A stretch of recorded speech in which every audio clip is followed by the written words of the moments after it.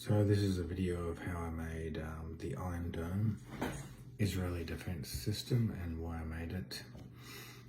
The story behind this. So I'd already made Cloud pretty quickly, and then I went on to make the Iron Dome because I knew quite a lot of people, celebrities and other people. Like, so I knew Jerry Seinfeld, who's apparently Jewish, and then other people in the Seinfeld series are Jewish. Blossom, the actor, was Jewish.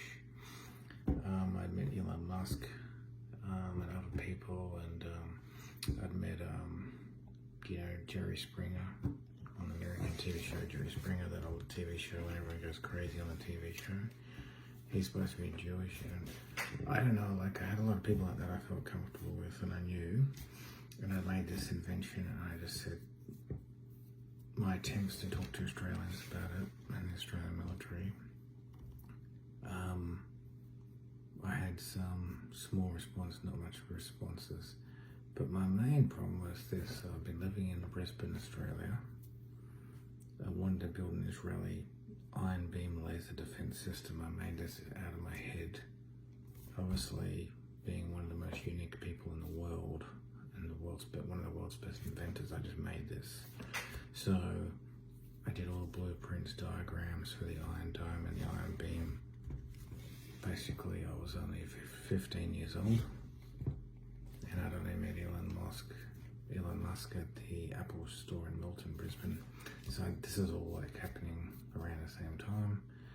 Elon Musk didn't know anything about this. So what happened is, I've made this. My father wouldn't input any money in it. I've been told by the Israeli government that they will accept this. When I called the Israeli Prime Minister and the Defense Minister, they will take this, because I had no capacity to make a weapon myself.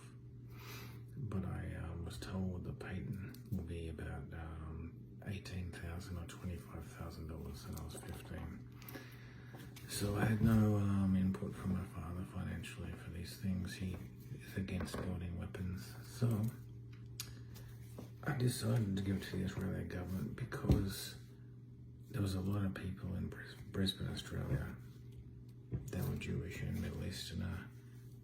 I was Christian at the time, and I have no involvement in these countries whatsoever, so I'm like completely neutral with other countries. I'm pretty accepting of other countries, but I'm completely neutral. I don't have any like war agendas or anything like that. So the main thing was keeping people safe, preventing like a massive war outbreak, and keeping people safe that I'm comfortable with, like the Israelis that I'm comfortable with, and the Christians that live in Israel. So there was a lot of talk that there's going to be a big war and they're going to like destroy all of Israel with rockets and bombs and all these things. There's been lots of talk of that. For me, I didn't even know where Israel was on the map. I've never even heard of Israel before. When I was 15, I only used to watch ABC News. I didn't know anything about any news. I was just bored of the news. I never watched news, so I only listened to ABC radio with my father. That's it. So I didn't really watch much news until I was like 19 or 20, just because not interested in what happens overseas that much. So, but I was interested to find out that it was that dangerous out there, and I felt sorry for people that they could get injured. And it was obviously Israel's an ally of Australia, but it was more preventing a world war. Like, I felt this is going to happen no matter what. These people want to fight each other so badly that I don't know if I can ever stop it, but I will try and do something about it. So when I talked to the Israeli Prime Minister, he said yes straight away. He'll accept it from me. Benjamin J. Cooper, Australian, no problems. He's very fond of me and I was fond of him. And then the Defense Minister had to approve this as well, and he said yes. But mainly the Defense Minister had to look at this first, and then I had to make sure I confirmed it with the Israeli Prime Minister, who said yes. So they got all my drawings, all my sketches, all my blueprints for the Iron Dome and Iron Laser Beam. Also the idea of putting laser beams on the back of cars that can shoot rockets out of the air. So e.g. like you're in a car, a really fast car, and you've got a laser on the top of the roof, and somebody's trying to like explode a whole city and you can shoot the laser off the car. Or to stop somebody destroying your vehicle, you shoot a laser off the car to stop a missile attack onto the car or stop another vehicle. So once I've done that was all accepted, amazingly. Very open to talking about these things. So I thought I was going to call it the Black Rock, because I heard in the Middle East they had a Black Rock, you know, so I said, I might call it the Black Dome or something, or the Black Dome, Iron Dome. So I called it the Iron Dome, but I think it was black. So Benjamin Netanyahu, the Israeli Prime Minister, did accept all these things and put it through. And the idea was used by Daniel Gold, the head of the Israeli Defense System Research and Development Team, DDR&D, and the Brigadier General of the Israeli Defense Forces. So this is invented. Basically, it works as a long-range missile system. And it was made for short distance as well, and 5 lasers to stop drones and missiles. Because I'd already designed, you know, the AI chips. I'll talk about it in another video, but I'd already designed robotics as well as the Iron Dome system and other inventions already. Being the third world's best inventor, possibly even #1, but I can't claim that, so I just say the third best inventor in the world. So, you know, the laser maybe it'll cost $2 a shot, but they'll save a lot of damage to a city. Therefore, the energy weapon is a directed energy shot, like a laser system, which has an unlimited amount of firing capability, so it can fire as many lasers as it needs to fire, like a million if it has to. It has low operational cost, no manpower, because it's an automatic machine, like there's a sensor. When it detects something, it just shoots it out of the sky straight away. So the interceptor will have the debris just fall into the protected area, and in comparison to an expensive missile interceptor, around $2,000 per shot, the cover will cost against $100,000 to $150,000 per interception firing. So it's much cheaper.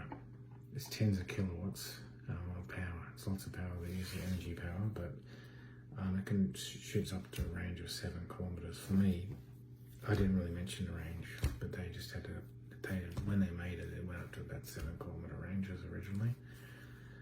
It can destroy UAVs, drones, mortar shells in 4 seconds after twin high energy beams, fiber optic lasers, contracts the target, and then bang, then it's gone. Now in 2023, last year, they had the level could reach like 100 kilowatts power, I think. So that's quite a lot of power. The system can focus a beam to the diameter of about a 10-cent coin, so that's what I'm saying. It's like, originally they said, oh, maybe I'll shoot it so it goes straight through a 10-cent coin or a 5-cent coin, 20-cent coin, not that accurate. Then it could just shoot like a really small drone, like a drone like that size. Because if it can shoot something that size, it can shoot a head, it can shoot a really small plane that's trying to like explode something. So that was accepted and it's done now. So now it's done. I think, during COVID, they said it was like about 3,500 missile attacks in 1 or 2 months, which I thought must have been bullshit. And it was actually, I think it was 350 in 1 month, but it was another month, or like a quarter of the year 2022 or 2023, they had between 13,500 and 18,500 missile attacks on Israel. So that would have destroyed like half of Israel probably if this system wasn't made. But also it's to prevent, the Gaza and the Lebanon from going to world war. Once they go to world war, there'll be a world war with the Middle East, or the Middle East will be in world war in that area, which is kind of happening now. So it's pretty hard to stop them. They're going to keep fighting a lot of the time. And that's what they were telling me in Brisbane City. So, they told me stuff like that. And I said, well, I've got no involvement. I'm not involved. I'm a neutral person. I'm an inventor. But I wasn't really telling them I was an inventor. I just said, look, I'm a neutral person. I wasn't talking to Elon Musk because I was an Israeli, born in Israel or anything. You know, I have studied Israel, I have an interest in Israel and in some of the different religions I have interest in learning, but that's not my war. My war is over as an Australian. Basically, we've done that before. So I did meet people in Israel, and I did also have the idea for the Christian-Israeli Alliance. So there's an alliance between Christians and Israelis and having common ground. That was also something that I had formed back then that they actually do now in Israel as well. So, but that's the basic story. People want to ask me about it. People on Facebook will ask me about these things all the time.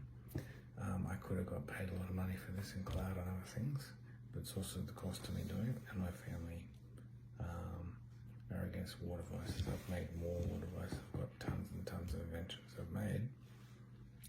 So if I had to make them all myself, it might cost me like $200 million just to build the prototypes. But that's the kind of money I'll need on it. I could get lots of fundraising for these things. Sure, I could do fundraising for anything. I've got hundreds of, maybe 200 more inventions I haven't released. But it's very time consuming. And de facto was preventing a world war, preventing a lot of loss of lives, which will happen anyway. You know, people do whatever they want when they have these conflicts. They just keep going for it anyway, but it's just to preventing and having the safety features, like giving people a right to have safety. Like there's people living in those places that don't want anything to do with war, who are intellectuals and things. So, you know, people have a right to safety. You know, people say they have to fight for safety. It's partly true, but having these inventions gives people more human rights as well. Because a lot of people will not have a choice. If there's a war, everyone has to fight. If there's war, everyone's affected. So that's how it is.